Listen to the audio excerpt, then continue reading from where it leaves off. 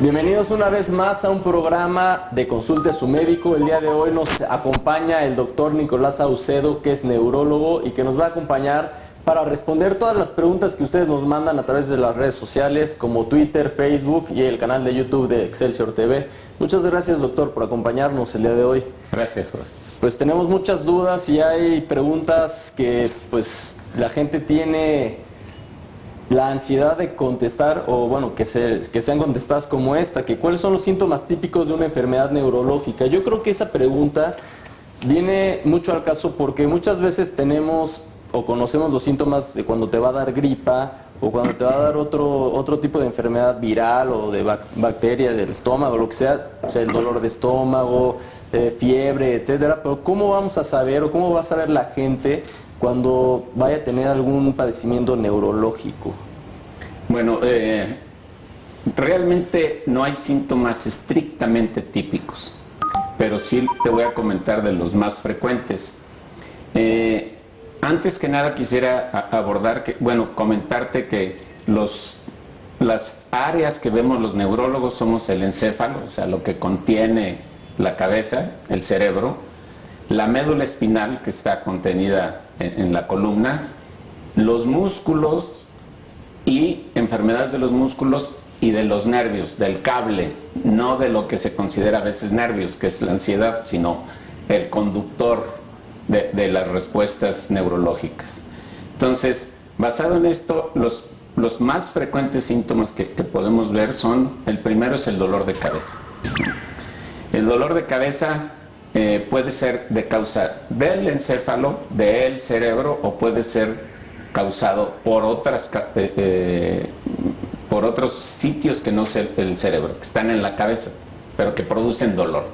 Entonces aquí la parte importantísima es de que para definir cuál es el sitio o a quién tienen que consultar, dependerá de las características de cada uno de esos síntomas, de tal manera que dolor de cabeza no es igual a neurólogo, otorrino, oftalmólogo, sino depende exactamente de los síntomas.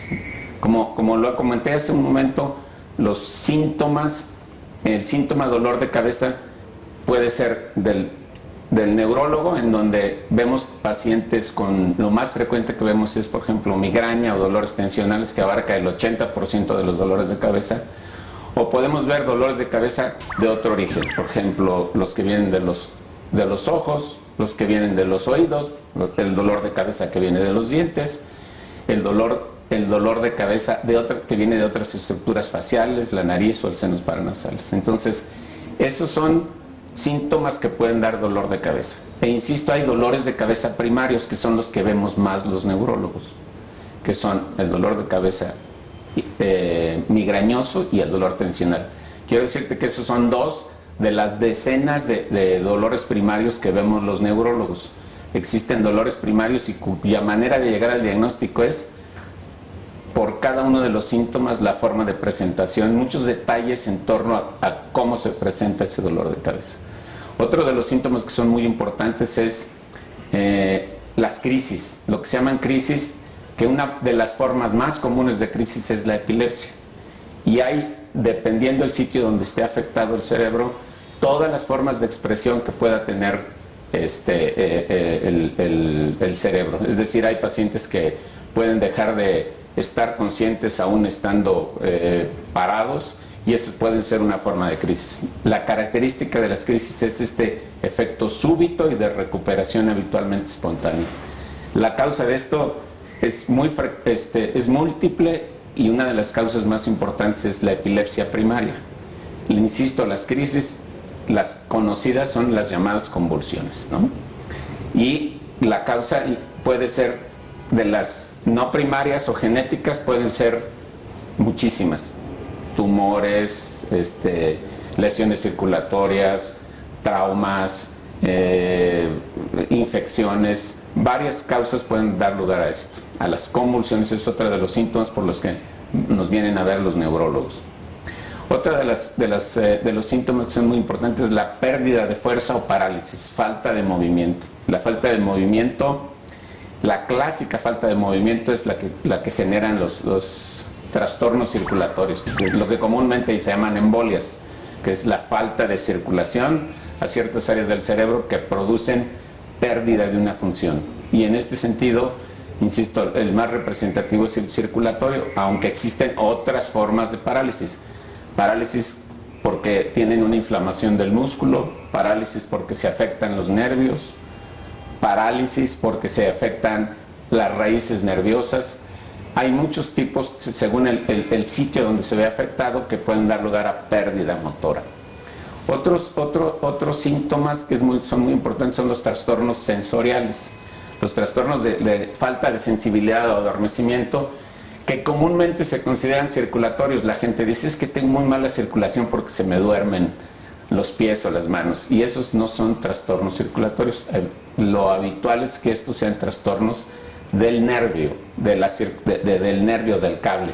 Esto es muy frecuente, por ejemplo, en el caso del canal, lo que se llama canal carpiano, en donde se atrapa a nivel de la muñeca el nervio mediano, y la gente se despierta en las noches con la mano adormecida y dices que tengo mala circulación porque le sacudo y así ya me siento mejor. Entonces, los trastornos sensoriales pueden ser, insisto, del nervio o pueden ser en la cabeza. Los trastornos de la cabeza, por ejemplo, la esclerosis múltiple puede producir trastornos sensoriales intermitentes o definitivos dependiendo del sitio del área afectada por la lesión. Perfecto. Entonces son cosas, digo, que pueden ir de la mano también de otras especialidades o que pueden ser pacientes mandados por otros especialistas porque tal vez la razón, yo quiero pensar, no sé, un ejemplo, una persona que va a ver al oftalmólogo por falta de lentes y pues, le dolía la cabeza y bueno, la solución fue esa. Pero si la solución no es esa, no es le ponen lentes y sigue con dolor de cabeza, entonces ya el oftalmólogo dirá, tienes que ir a ver al neurólogo. Ajá. O el angiólogo igual, o el ortopedista tal vez, que tengo mucha fatiga o cansancio y no tiene una razón aparente o anatómica aparente, entonces bueno, llegan con el neurólogo. Que tiene también que ver un poco con la segunda pregunta que nos mandan, que es, ¿las enfermedades psiquiátricas siempre están relacionadas con la neurología? Yo creo que esta pregunta pudiera sonar un poco lógica o la gente pudiera decir, pues sí, tienen que ver, ¿no? Porque las dos cosas tienen que ver con la cabeza, pero estrictamente tiene que ver, las enfermedades tienen que ver las psiquiátricas con las neurológicas. Sí, sí, esta es una excelente pregunta porque realmente el decir psiquiatra y neurólogo es una división artificiosa de enfermedades del cerebro. Antes se consideraba que las enfermedades mentales eran las que eran psicológicas y las neurológicas eran las que tenían un fondo orgánico, un tumor, una lesión por cisticercos. Y lo que se ha visto es que a medida que avanza la ciencia, los pacientes, muchos de los síntomas, o sea, las enfermedades neurológicas tienen muchos síntomas mentales y se ha visto que las enfermedades psiquiátricas cada vez se les descubren más fondos orgánicos reales. Ejemplo, la depresión, se ha visto que los pacientes deprimidos crónicamente, con el paso del tiempo tienen una alteración anatómica en el lóbulo frontal. Entonces existe un fondo anatómico, un fondo bioquímico que genera la enfermedad psiquiátrica. Y la otra es, al revés, en los pacientes, por ejemplo, neurológicos, los tres típicos así de que se consideran que no tienen nada que ver con síntomas mentales, actualmente se considera que tienen un gran componente de síntomas mentales, es el Parkinson, el Alzheimer y la esclerosis múltiple, donde el paciente en un gran porcentaje de los casos presenta depresión, presentan trastornos de atención, presentan trastornos de memoria, que ese es otro de los síntomas también muy frecuentes por los que visitan a los neurólogos, que se llaman síntomas corticales, que es lo que antes se consideraban como síntomas mentales, alteraciones de la memoria, de la atención, de la cognición, a veces alucinaciones que compartimos en la esquizofrenia, los pacientes con síntomas neurológicos o pacientes que presentan síntomas mentales, entre comillas, que no son que no son nada psicológicos, por ejemplo, los pacientes con Parkinson que llegan a tener alucinaciones y este tipo de cosas. Entonces, la psiquiatría y la neurología nos combinamos Y Exacto. realmente el fondo de todo eso en el 95% de las veces es de origen real y orgánico. Sí, que finalmente trabajan en conjunto, ¿no? Puede ser que si el paciente llegó primero con el psiquiatra, puede decir, no, necesitas también tratamiento neurológico, o que te revise el neurólogo, etcétera, o al revés, mandarlo con el psiquiatra porque necesita X tratamiento, trabajando en conjunto los dos. Entonces, hay enfermedades, como mencionábamos ahorita, que sí tienen que ser tratadas por ambos, ¿no?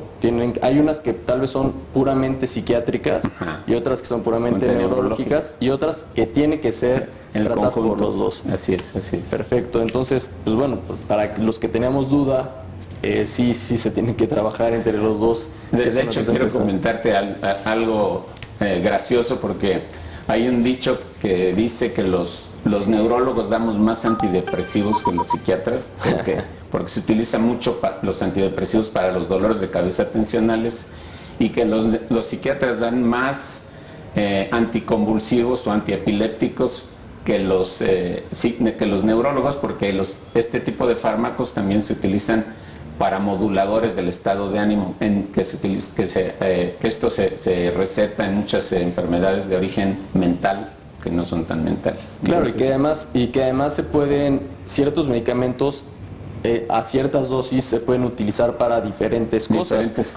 Por ejemplo, no sé, ahorita me viene a la cabeza el Anapsique, que tal vez originalmente se usaba como antidepresivo en una dosis, pero a dosis bajas puede funcionar para otra cosa. Entonces se utilizan o se prescriben dependiendo del paciente, ¿no? Sí, exactamente. Fármaco no es igual a enfermedad.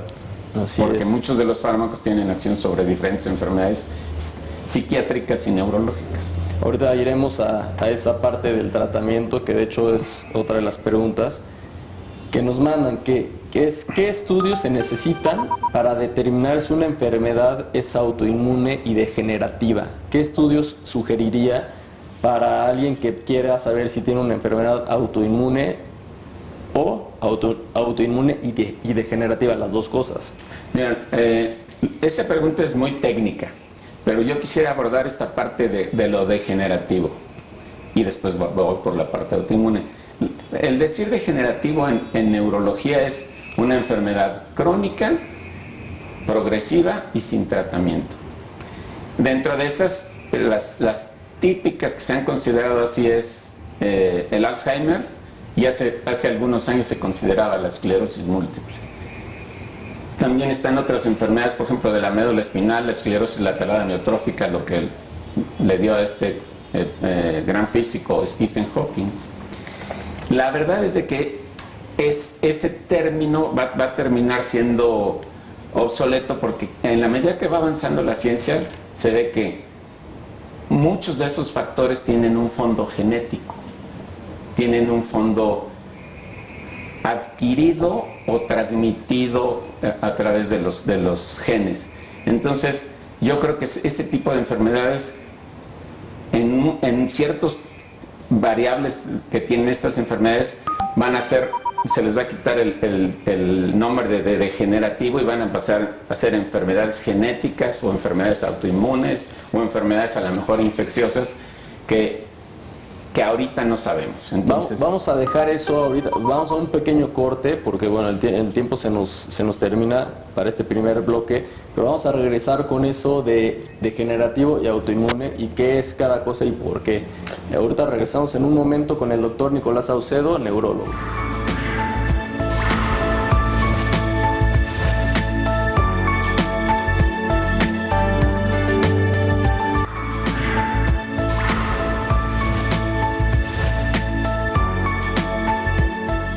Ya estamos aquí de regreso en Consulte a su médico, en entrevista con el neurólogo Nicolás Saucedo, que nos está platicando sobre las enfermedades degenerativas y autoinmunes. Estamos hablando de la parte degenerativa. ¿Y cuál es la diferencia o por qué se pueden dividir estas enfermedades? Bueno, nada más quería, como la pregunta fue hacia qué estudios, entonces en estos casos, yendo a las degenerativas, pues dependerá específicamente de los síntomas que tenga el paciente, cómo encamina uno los estudios. Si tiene, digamos, síntomas que sugieran Alzheimer, entonces uno tendrá que hacer o sea, hacer estudios específicos para eso, lo cual sale fuera totalmente de la plática. Hay estudios de imagen, estudios de sangre que pueden orientarnos hacia el diagnóstico. Pero aquí lo básico es el interrogatorio, el estudio clínico. O sea, lo mismo pasa en las autoinmunes.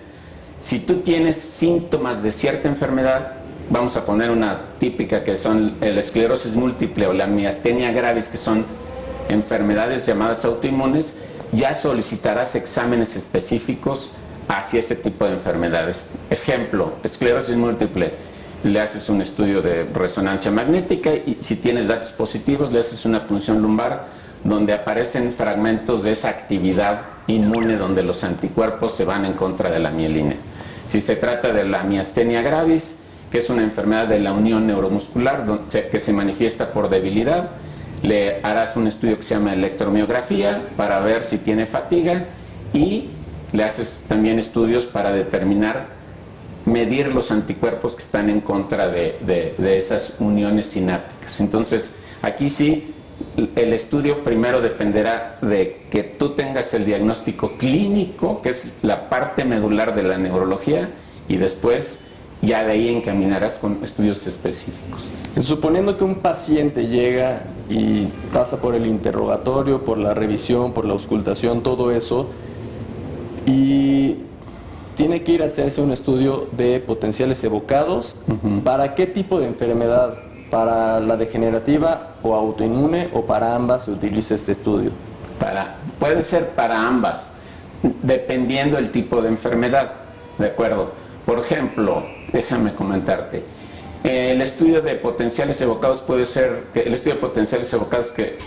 muy, muy importante para un paciente que tiene una enfermedad degenerativa que se llama paraplegia espástica familiar, ¿no?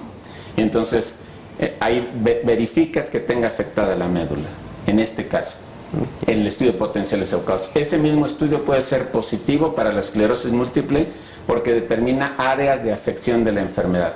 El estudio de potenciales evocados lo único que te dice es si una área del cerebro, una vía del cerebro está normal o anormal, pero no te dice la causa, no te dice si es autoinmune o si es degenerativo, sino nada más te dice en qué lugar está afectado. Entonces, el grupo de estudios, todo un conjunto de estudios es lo que determina la enfermedad. Pero aquí quiero hacerte un paréntesis hablando de estudios. Muchas veces la gente te dice, o tú le mandas a hacer un estudio y está muy preocupada a ver cómo sale el estudio, porque cree que en el estudio salen los diagnósticos. Claro. Y yo siempre les digo que no se preocupen tanto del estudio, que el estudio es una ayuda para el médico, para que el médico les diga cuál es el diagnóstico. Porque al fin y al cabo lo que domina para el diagnóstico son los síntomas de los pacientes. Y para lo que nos sirven los estudios es para aportar datos para que el médico les pueda decir el diagnóstico. Porque mucha gente cree que el estudio es el que le va a decir al doctor qué tiene que hacer, o el estudio es el que le va a decir al doctor qué tiene el paciente. Y lo que tiene el paciente dependerá de los síntomas que le dice al médico. Ahora, una pregunta que podría ser, híjole, no sé, un poco, pues, truqueada, en el sentido de, ¿es necesaria o no? Digo, hoy en día las resonancias magnéticas son utilizadas para muchas cosas. Y bueno, para neurología básicamente, cuando es de encéfalo, de cerebro. ¿Qué tan útil es esta herramienta hoy en día que bueno, que ya casi es algo necesario, ¿no? Para este tipo de enfermedades, para ya sea Alzheimer, esclerosis, todo lo que estamos mencionando? ¿Qué tan necesaria es o no es, además del diagnóstico del médico, de platicar con la persona, de revisarla, todo esto? Es un estudio que es una maravilla y es un estudio que aporta muchísimos datos al paciente, al médico, pero no es un estudio que sea de rutina. O sea, por ejemplo, el dolor de cabeza. Si tú tienes un dolor de cabeza que típicamente tienes todos los síntomas de una migraña, no es necesario que le mandes a hacer una resonancia magnética. Si tú no tienes todos los síntomas de la enfermedad, o sospechas que hay una causa estructural de dolor de cabeza que no es migraña, sino es otro tipo de dolor que sugiera que tienes líquido en la cabeza, que tienes una infección, que tienes una parasitosis o que tienes un tumor, entonces ahí te aporta muchísimos datos. Entonces, no es un estudio de rutina para la neurología, pero es un estudio maravilloso cuando el médico cree necesario de acuerdo a los síntomas del paciente. Perfecto, y eso también nos liga con la siguiente pregunta, o más bien con lo que nos mandan, que bueno, ya estamos hablando un poco de este tema, pero aquí nos dicen, me diagnosticaron esclerosis múltiple, ¿qué tratamiento es el más eficaz hoy en día? ¿Qué tratamiento es el más eficaz? ¿Y cuál sería mi pronóstico? Ok, ya quedamos que antes se consideraba degenerativa, ahora se considera autoinmune, y en general la esclerosis múltiple, ahora con la aparición de la resonancia, la cantidad de pacientes que se diagnosticaron como esclerosis múltiple ha aumentado muchísimo. Entonces, esta enfermedad se ha considerado siempre una enfermedad invalidante, y no. En la mayor parte de los pacientes no llegan a la invalidez. Hay muchas formas de esclerosis múltiple y muchas de ellas llegan a ser benignas y no llegan los pacientes a la invalidez. Esta es una enfermedad que es crónica y que teóricamente no tiene que no tiene tratamiento. O sea, el paciente está destinado a estar revisado médicamente, periódicamente, en forma periódica, y a recibir tratamiento durante años, a veces décadas. Actualmente existen tratamientos no curativos, pero tratamientos que reducen la actividad de la enfermedad, que pueden ir del 35 al 80% de los casos, dependiendo del tipo de tratamiento. Entonces, el tratamiento habitualmente tiene que ver con la regulación de esta respuesta inmune, de estos anticuerpos que se van en contra de la mielina de los nervios. Y como tratamiento como tal, ¿qué opciones se le puede ofrecer al paciente, farmacológicos o no farmacológicos?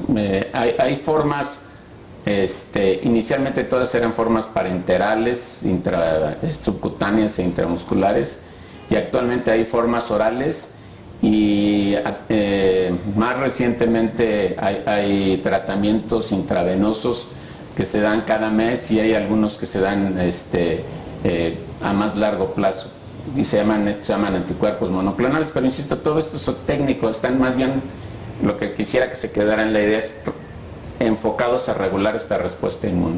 Y yo creo que una cosa que, bueno, para cerrar este ciclo y esta parte de la esclerosis, es que, bueno, con los estudios que se pueden hacer hoy en día, que ayudan mucho al pronóstico, o bueno, mucho al diagnóstico primero, es saber que dependiendo del diagnóstico que haga el médico, en este caso el neurólogo, nos va a decir si es una enfermedad que puede tener un pronóstico bueno o, en su caso, pues sabe que vamos a necesitar tratarlo tanto tiempo, ¿no? Entonces puede ser cualquiera de las dos. El chiste es estarse revisando periódicamente.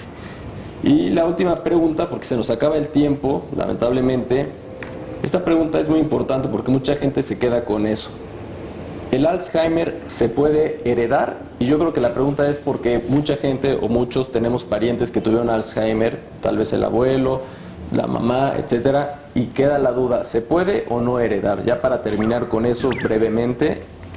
Sí se puede heredar, pero de todos los Alzheimer, menos del 5% de los casos son heredables. Y esos se heredan en forma autosómica dominante, y eso tiene que ver con 3 genes que están en ciertos cromosomas, el 1, el 14 y el 19, y esos lo que hacen es, el que tiene ese gene y tiene antecedentes familiares, es muy factible que desarrolle esclerosis múltiple. Hace poco salió una película en donde le decían que el 100%, y en la biología no hay 100%. Claro. Es casi seguro que desarrolles Alzheimer. Y de ese que tuvo Alzheimer de origen genético, aún sin exámenes, puedes pensar que la mitad de su descendencia lo va a presentar. Pero la buena es de que sí se puede heredar, pero que más del 90%, el 95% de los casos son esporádicos. Y la forma clínica de decirlo, cuáles son los esporádicos y cuáles no, la más fácil es, si te dio de joven, tienes más riesgo genético. Si no te dio de joven, tienes menos riesgo genético. Perfecto. Y de esas formas esporádicas, también hay ciertos factores genéticos que inducen un poco de riesgo, aunque hay factores ambientales que participan en este tipo de expresión de las formas esporádicas. Pero el mayor factor de riesgo para las formas esporádicas es la edad. Entonces, hay por ahí una estadística que a mí siempre se me ha hecho o terrible o exagerada, pero ya la han reportado varias veces, en donde dicen que los americanos mayores de 85 años, la mitad de ellos tienen síntomas de Alzheimer. Insisto, se me hace así terrible porque ya hay muchos americanos, norteamericanos, estadounidenses, que llegan a los 85 años con mucha facilidad. Pues bueno, pues se nos acaba el tiempo, lamentablemente, y yo sé que hay muchas más dudas. Espero que podamos tener de visita aquí en Consulte a su Médico una vez más al doctor Nicolás Saucedo. Van a aparecer sus datos para que lo vayan a consultar si tienen alguna duda o algún pariente cercano, amigo que necesite ayuda. Van a aparecer sus datos en este momento. Y también los míos, que es @beckerugarte, para que me busquen o me manden sus dudas por Twitter, Facebook y por el canal de YouTube de Excelsior TV. Muchas gracias doctor por acompañarnos. Gracias, Jorge. Y pues espero vernos pronto por aquí. Claro que sí. Muchas gracias.